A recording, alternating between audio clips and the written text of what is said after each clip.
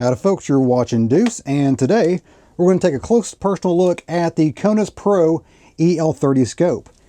It has the EL designation there because it is an electronic scope. First, let me clean off my bunker table here, and we're going to get to it. Right here. I also had an uninvited guest here at the bunker.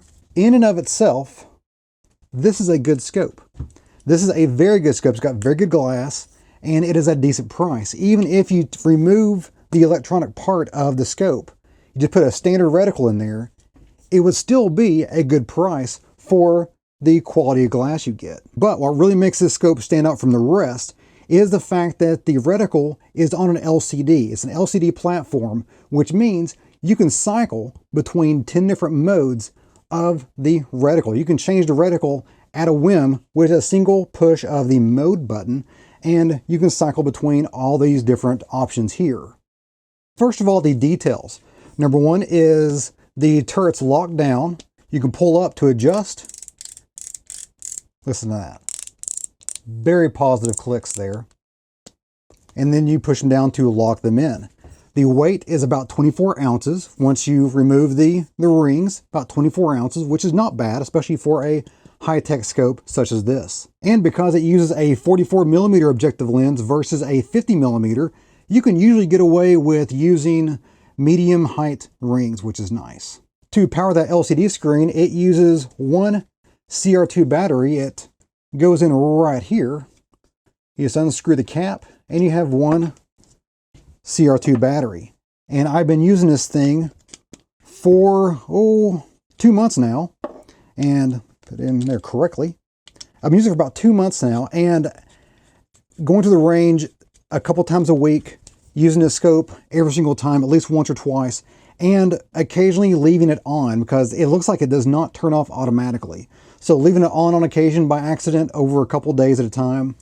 And I'm just now starting to get a low battery warning, which it shows a little low battery warning at the top right hand corner. So keep a lookout on that, and that will tell you that you're going to need to replace the battery soon. But don't fret, because the battery, once it starts showing you that low battery warning, you still have a lot of time left on the clock. And just like all my other optic testing videos, I've had this on an array of firearms. I had this on a 22 bolt action, my Savage. I've had it on a Marlin Model 60. I have had it on a, let's see, 300 Win Mag. I've had it on 30-06 Weatherby. And I'm still trying to figure out the proper load for that 30-06 Weatherby. I'm still working on that. Weatherby Vanguard, if you're curious. And of course, I put it on my Thompson Center 6.5 Creedmoor. And it pretty much was a walk in the park to get a sub-MOA grouping at 100 yards. And because I had experience in putting this scope on several different rifles, sometimes I changed the scope in the middle of a range session. So I'll shoot a little bit, take it off, and then put it back on the other one. You can see my torque wrench or torque screwdriver in the image there on the side because I've just swapped these scopes out. So I've been doing that pretty much every time I've gone to the range. Kind of hard to get a really consistent group for each individual shot, but I did get to test this thing out on a ton of different platforms. Now the reticle options range from all the way from tactical to hunting to long distance bench range shooting. So theoretically, you could take this optic, mount it on an AR-15, and on a Friday afternoon, shoot a 3-gun event. Then without changing anything except hitting that mode button right there, you can take it to the farm, the same package, same scope, same rifle, and go to the farm and shoot coyotes. Then, again, with only a press of the button, you can take the same optics and rifle package, go back to the range, go to the bench range half of it, and ring steel at 300 or 400 yards without changing anything except the reticle. And now it's time to go over the good and bad of this scope. First of all, the good. Number one is that it costs $350, which is not cheap. That is not cheap. That's quite a bit of money for a scope. But the glass alone is definitely worth that $350. And it is clear to the very edge. There's no blurriness, nothing at all. It is very bright and very good as far as that goes. It's very comparable to anything else you'd see in the $300 to $500 range. Also the eye box. The eye box is not huge, but it is very decent for the power, because remember, the higher the power the scope is, the smaller the eye box generally gets. unless you're spending thousands of dollars for your scope. So at 16 power, the iBox is right on par with any other scope in the $300 to $500 range. No surprises there. Now I tried to get some pictures of that glass, show you how clear it is, but it doesn't translate very well on camera. It never has, it never will really. But just trust me, it is high quality glass. The additional tech does not actually add much weight to it at all. You don't really notice it. It's just a typical 30mm scope. So is it super lightweight? No. Is it super heavy? No. And because it has that 30mm tube, it has a ton of adjustment. So if you want to mount this on your .22 rifle and shoot at 200 yards, which I did, then you have all that adjustment for elevation without any worries. And now with the good, there's always the bad. And the bad, here we go, is that the LCD technology, while really good, is not as crisp or bright as it could be or as I would like.